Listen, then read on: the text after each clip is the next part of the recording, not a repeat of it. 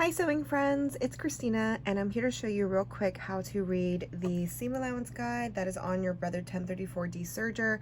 This is my all-time favorite serger to use. I sew primarily knits for my own handmade brand and this serger is amazing for that. It's a great value and I know so many indie designers and just sewists that use this and they love it, and it really gives your handmade apparel a professional finish, so I highly recommend it.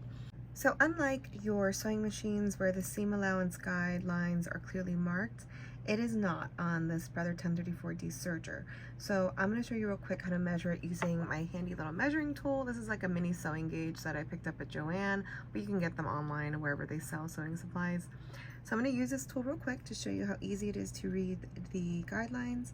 So the first line from left to right, the first one, which is going to be the distance from the left needle to the first line, or the line that you're using for the seam allowance guide. First one is 3/8 inch. Second one is 1/2 inch. Third one is the most commonly used, which is why the line is thicker than the others, and it's going to be 5/8 inch. And the furthest out line is 1 inch. So again, from left to right, it's going to be 3/8 inch, 1/2 inch, 5/8 inch, and then at the end it is 1 inch.